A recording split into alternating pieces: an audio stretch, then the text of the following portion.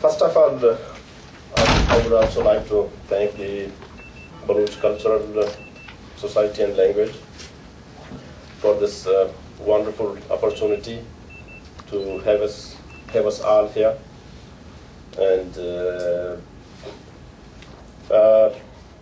I'd like my presentation with by telling you that it is only a coincidence, but what a beautiful coincidence that we are sitting here in London and discussing on Balochi language, literature, and above all on Mir Chakar, where in Satgara in Punjab there is a huge celebration held today to commemorate his arrival in Punjab, which is held every year. So it is organized by Baloch organizations in Punjab and attended also by several Baloch organizations especially from Eastern Balochistan. So it's a coincidence, but what a beautiful coincidence.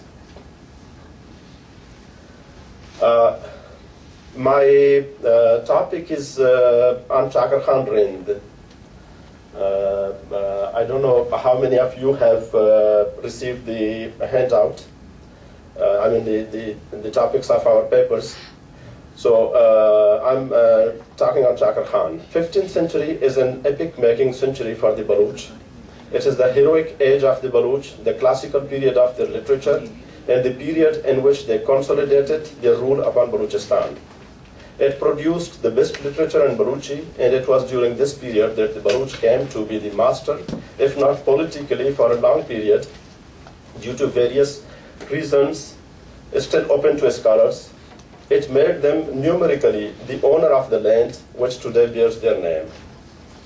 As in the 15th century in Baloch history, which reshaped the Baloch nation for centuries and centuries to come, so is the personality of Mir Chakar Khan Rind within this particular century and for centuries to follow. Mir Chakar Khan Rind is surely the greatest figure in Baloch history, whose name and fame is a household name throughout the Baloch population settled in any part of the world in present times. Edward Oliver, who wrote in the late 19th century, calls him the national hero, the greater, the seagirt, the king Arthur of the Balochis. Although we do not have any written records about the exact date and place of birth of him, as the Baloch did not have any records in writing, there are countless poems and oral anecdotes recounting his times and plights, and all agree that he was born in Ashal in Kulwa, some 140 kilometers east of Turbat. Baloch historian Sardar Muhammad Khan Baloch calculates his date of birth on the basis of some available dates and concludes that he was born in or about 1454. His father was Mir Shehak, Sardar of the Rind tribe, and his mother belonged to the Puj section of the Rinds, whose name was Karimzadi, as Sardar Khan says. His birthplace is left to decay by the Baloch, and times have thrown it into forgetfulness, though there are still the remains of an old fort known to the local people as Ashal-e-Kalat, which is popularly believed to be the birthplace of Mir Chakar Khan. One of the poems records his birthplace as Chakar cho chiragin lala pedak buttagat ashala peshta banadi saisala. I'm not reading the translations of these poems because I had prepared a paper for 45 minutes. Originally I was told so. So, and the audience is Balochi, or they understand Balochi.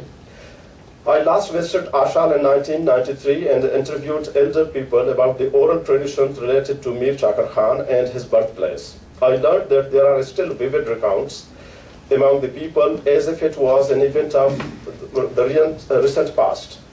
The local tradition is that the Rinds came from Western Makran and sojourned in Kulwa for a short period and then moved towards Kalat, Kachi and Sibi.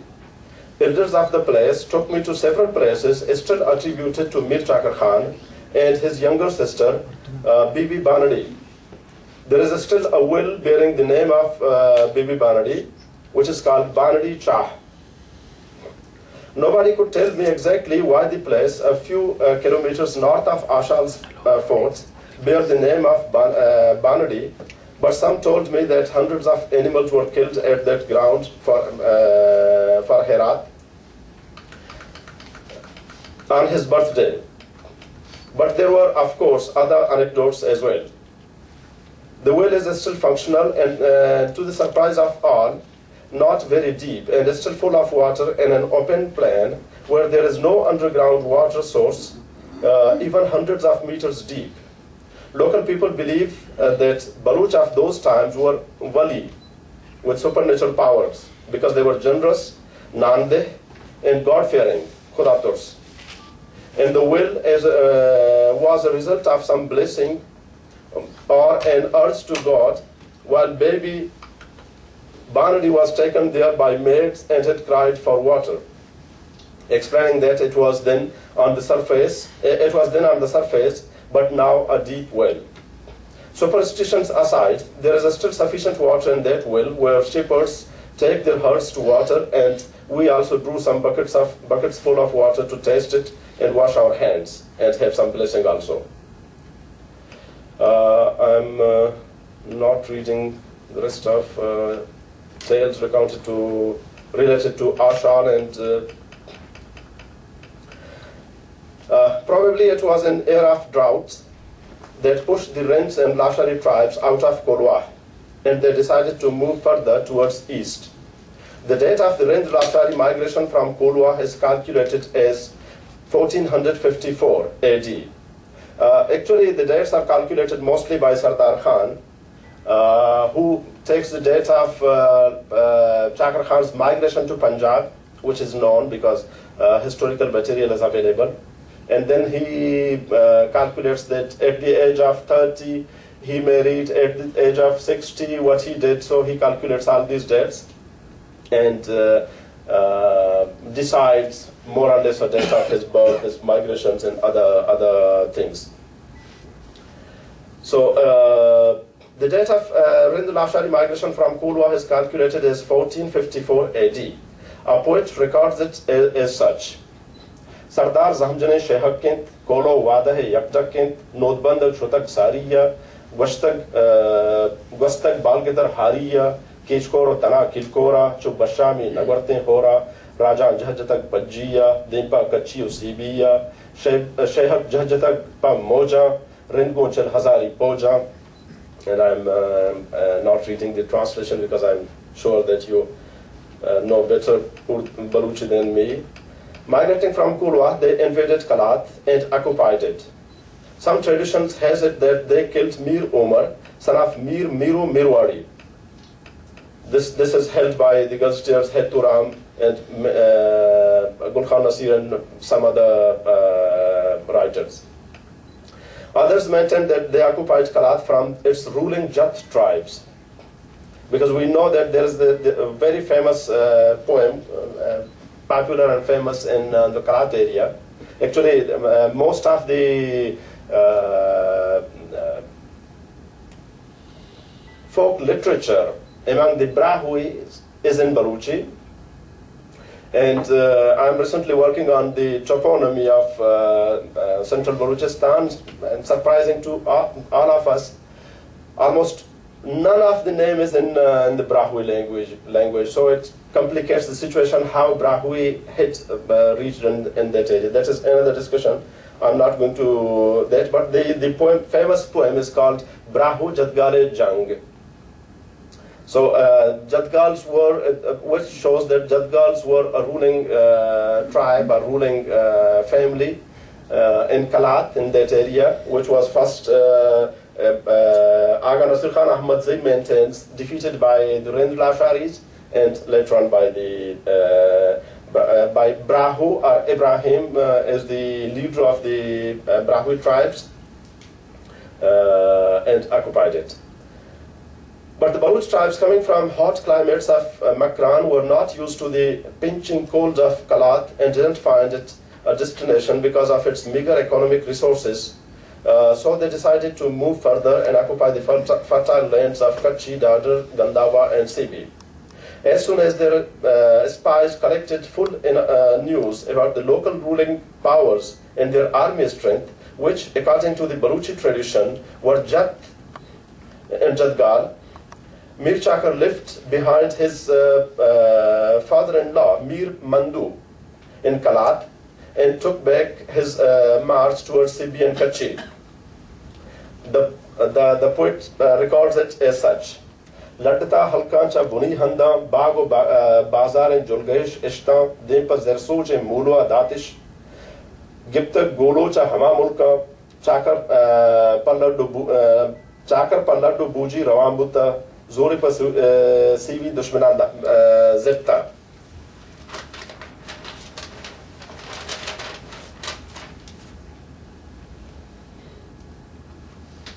On reaching the Kachi and Sibi plains, where rulers were Jadgal, they subdued them without a strong force of strength and became the master of the whole country. In the words of a poet, which I quote from Gulkhan Nasir,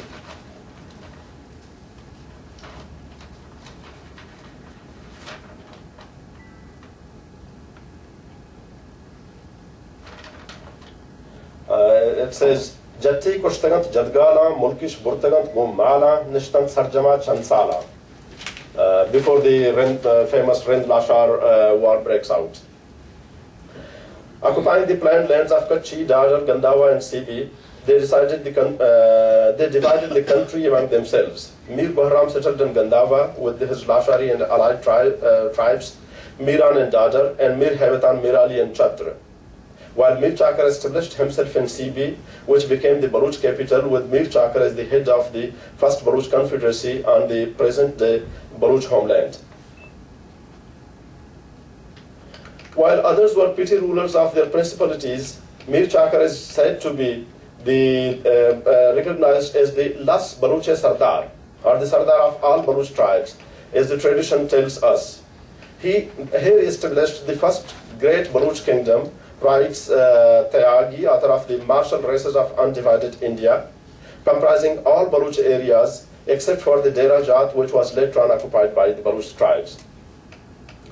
At an old age of 80, Mir Shahak nominated Mir Chakar as Sardar of the Rind tribe in 1474, according to Sardar Khan Baloch.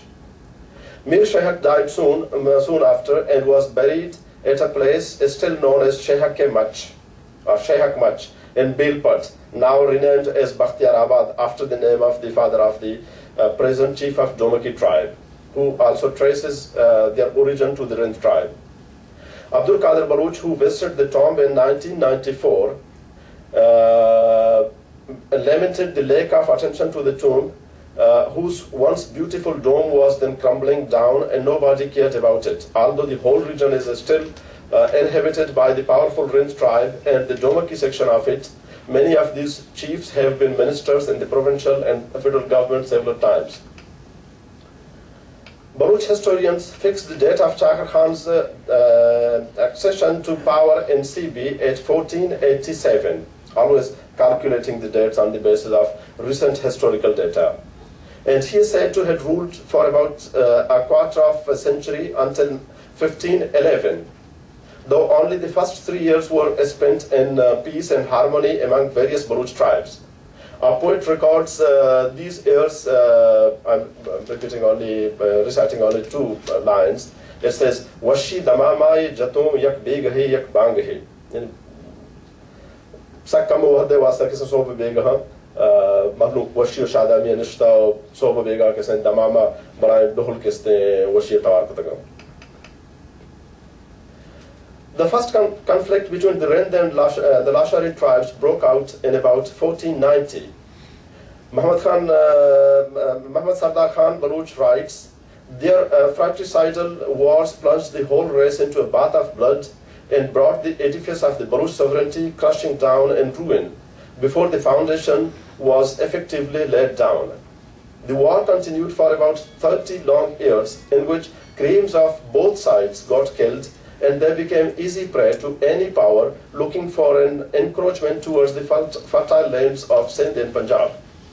CB was an ideal outpost for any such adventure, and in 1511, Shahbeg Argun launched an offensive on CB, capturing it after a hot contest. From CB, he marched towards Fatehpur, a few miles to the south of Gandava, and occupied that too. As the Baloch had become weak due to, as the poet of the time records, Brati Jidao Janga, due to fratricidal wars and conflicts, Shahbeg Argun became ruler of the whole region in a short period of time. He became the ruler and Baloch his dependents. Broken and hurt and shattered in tribal power, Chakar Khan decided to move to Punjab and find fortunes in alien lands, offering his military services to foreign rulers searching for fighting forces. In those times, several local petty rulers in Lower Punjab were in war with each other and needed powerful tribal bodies to support their causes. As Baloch were used to war and conflicts, they found the ground fertile for their services. As such, Chakar Khan migrated to the Punjab. As he led a powerful tribal force still loyal to him, he soon occupied large tracts of land and emerged as a powerful ruler in Lower Punjab, feared and honored equally. On the other hand, Bahram Lashari first migrated to Sindh and from there headed towards Gujarat and Kathiawad, but alas, perished without leaving a trace behind.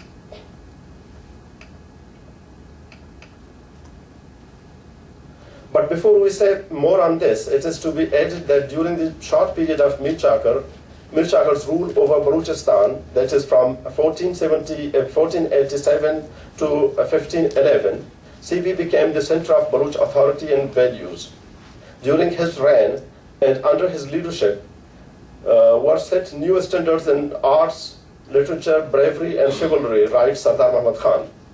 He introduced an annual festival at CB, still known as the CB Mela, in which singers, musicians, dancers, storytellers, archers, wrestlers, and athletes came from all parts of the Baloch land, and even from the rest of India, who were attracted by huge rewards that they received on these occasions.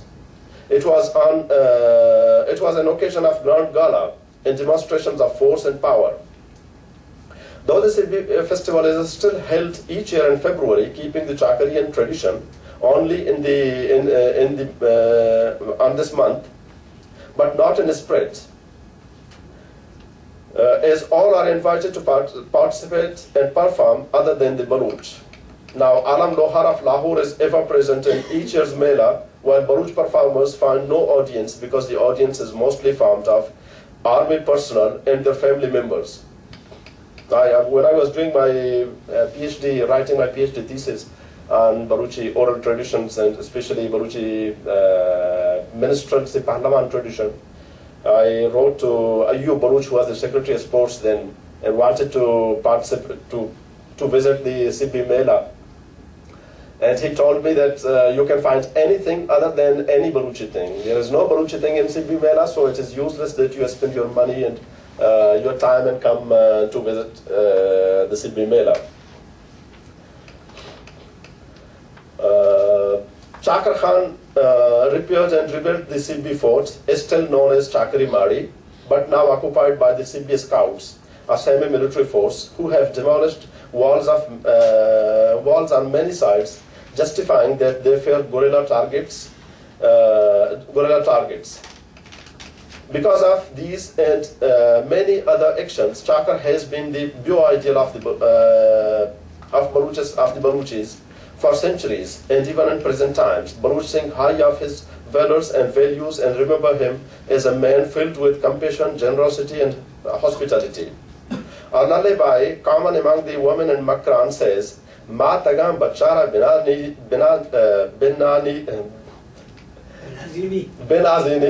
chakara sheha ki nagwazini. Thank you. A mother may cross all limits in praising her child in her lullabies, but she will never exceed the qualities Mir Chakar Khan possessed.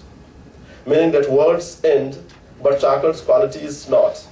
Baloch history records him as a just man, defending the poor and making no difference between different sections of the Baloch. No poor, no rich, no upper and no lower classes. Another popular proverb recollects that Chakari mire madaint ke garrima bagga charit. It is the kingly authority of Mir Chakar that the down on earth is seated next to the chief. This proverb is recounted when some person tells another one for having allowed him or her befriend with or receive an equal treatment.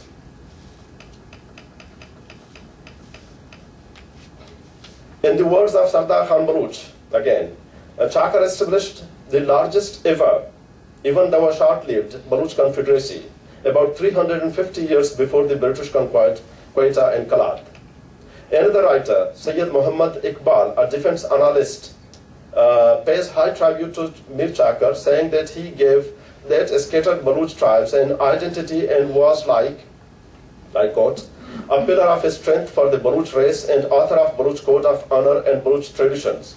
He continues, he molded its destiny by uniting them under one banner. Yet again, Sardar Khan Baloch laments that though he was the first to establish Baloch sovereignty over Balochistan, it soon cracked and decayed.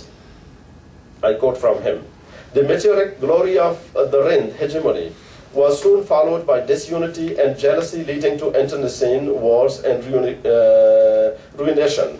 Quotes end. And Nawab Akbar Khan Bukti writes that Mir Shehak made, I quote, made efforts to unite the warring tribes into one nation, and there was a goodly measure of success. Then Chakar made further efforts in this direction with a fuller measure of success. Mir Chakar was recognized in Akbar Bukti's words, primus inter pares, that is, first among equals, and never arranges a king.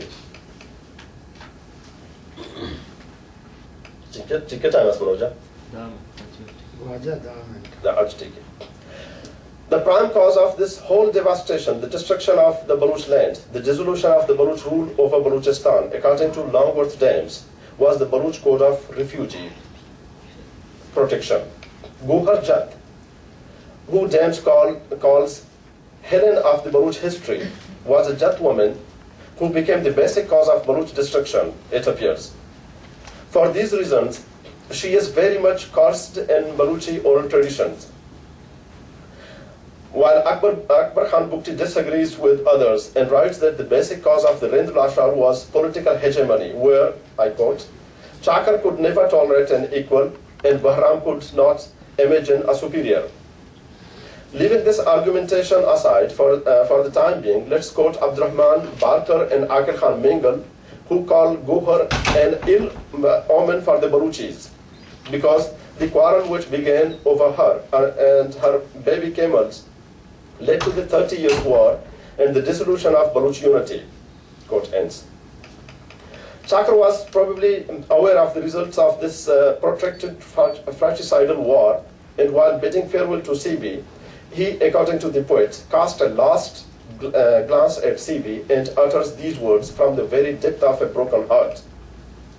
Or these words are of an anonymous poet attributed to him.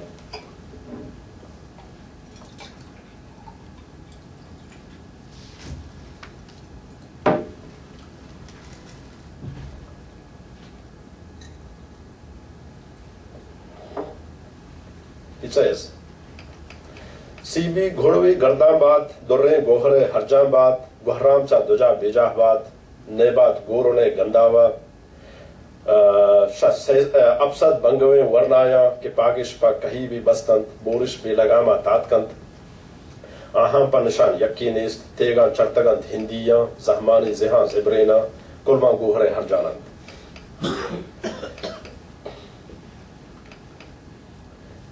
Mir Chakar moved to Punjab with a well-equipped Baloch army of several thousands, and many more joined him later. Once they learned that Chakar had occupied vast lands, had become a man of influence and power. It then became a mass movement with about 400,000 to 500,000 persons, including camp followers and non-Baloch and their families, writes Dr. N.A. Baloch. By 1540 AD, he controlled a large tract of land in southern Punjab, including Multan.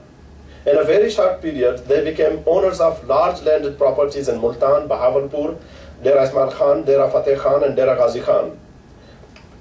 These last three towns were founded by Ismail Khan, Fateh Khan, and Ghazi Khan, sons of Malik Sohrab Dudai, who, according to the contemporary historians, migrated originally from Kij Makran and had gone to the present Derajat by the way of coastal Makran and Karachi, and not following Mir Chakar and his allies. Initially, Mir Chakar Khan allied himself with the Langa rulers of Multan, whom both Bijjarani Marri and Gul Khan Nasir called Baloch, but many others called them non-Baloch. Gul Khan Nasir reminds us that Langa is a strong tribe of the Baloch and is still found in great numbers in Mangochar and other areas. In Tarikh-e-Sher Shahi of Abbas Khan Sarwani, a valuable authority written in late 16th and early 17th centuries, we find Chakar Khan Rind established at Satgara in Sher Shah's time in early 16th century, and the Baloch in possession of the whole of Multan country. The author records that Mir Chakar Khan was approached by Sher Shah Suri to support his cause, but he declined to make an alliance with him. As a result, writes the author, he was expelled from Multan by Sher Shah. He later joined Emperor Humayun, who recaptured Delhi after long exile and ousted Afghan Suris in 1556.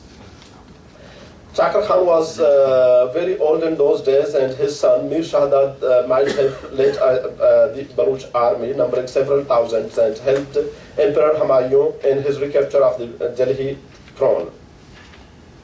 The emperor rewarded him for his help, conferring him a vast jagir, including Shergad and many horses and slaves, we read from these authorities. According to the historians of the region, Chakar Khan ruled a vast principality till he died, probably in 1565. Langworth Dams argues that although there is no historical evidence of Chakar's joining of Humayun in his war against the Afghan Suris, but it is very probable that they did so. Otherwise, there was no plausible reasons why Humayun conferred him so much of lands. The family later removed to Shergad when Chakar Khan Rind was ruling in that area. The tradition is that soon after his establishing himself in Satgara in 1518, he constructed a fortification wall around the town with watchtowers, Burj, in 15 square kilometers area, encircling the fort for early warnings against impending dangers. In case of any threat, the guards on the watchtowers would light up fires, which would be spotted by other guards, and the news would be communicated all around without a delay. A practice already applied during their stay in Ashar, as I recorded from the oral traditions of that area. After his death, his people built a beautiful mausoleum on his grave. The mausoleum was first desecrated by Ranjit Singh's invading armies, who looked for gold and other treasures inside the mausoleum. The dome was pulled down and it was never repaired. During the period of his chief ministership, Nawab Akbar Khan Bugti announced the repair of the mausoleum on part of the government of Balochistan, but Baloch tribal chiefs in Punjab reacted unhappily and pledged that they would do so on their own. And almost every year, Punjab chief minister makes some announcement, sometimes 3.6 million, sometimes 2.6 million. I have given the details here, but I'm not going to read it because of the lack of time. But anyway, the third announcement repeated on 3rd May 2007, again when the prestigious English Daily Dawn put a leading news on the front page under the title of Baloch King's Mausoleum to be conserved, and it never happened again. So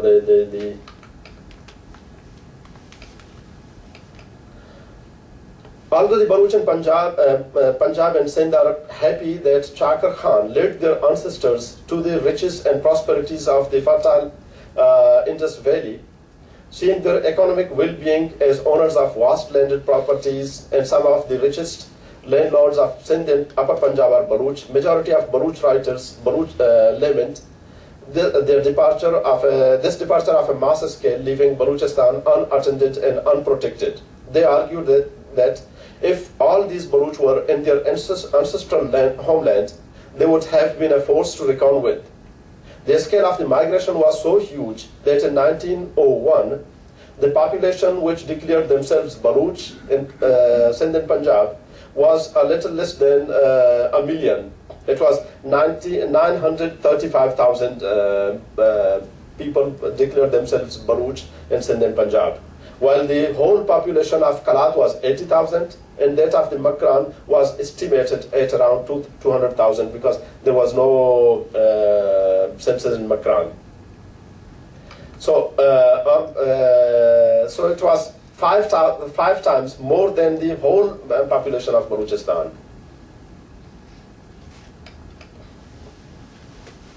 Yeah, I'm finishing. Just lost.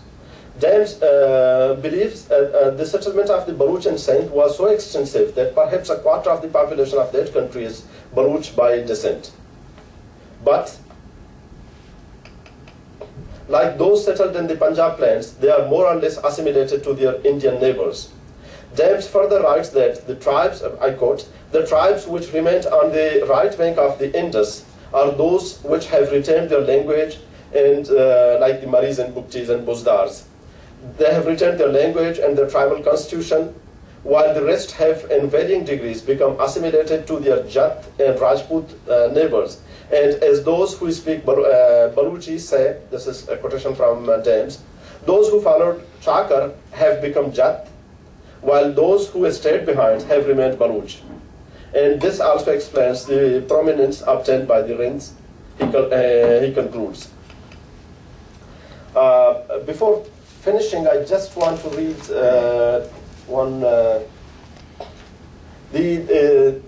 the beauty of the, because the poetry of the Chakrian era, or that period, is classified as the classical poetry of Baluchi. And it is such a fine, finished art, full of similes, metaphors, epithets, that it's a beauty to the mouth and beauty to the heart. One of the poems in which Chakar Khan is attributed as saying, soon after the Battle of Nali, when Bahram's forces attacked the Rind forces with the help of Sammas and Battis of Sindh, and in which several, the tradition says several thousand, but maybe several hundred heroes, men of great valor were killed. And this is it is Chakar Khan's language. It says, "Mani rent shama sibi sashama atkant ir retkant ma behnage danne tir jatantai gehgire kamandara geptant mani belang o lallahen jana mani pamani dema retawe bitant taltale bitant chuwadahi shaga bale mani rend natatkan ko mozagi pada dashtagant loddo ken jani ahda." Look at the beauty. I mean, gehgire kamandar lallahen jan. Warahi Shag, Luduk and Jan, the beauty of the language of the poetry. So it was in all way the beginning and unfortunately the end of an era of the in Baloch history, but it was what it was, and we have to, to present it as it is transmitted to us. Thank you very much.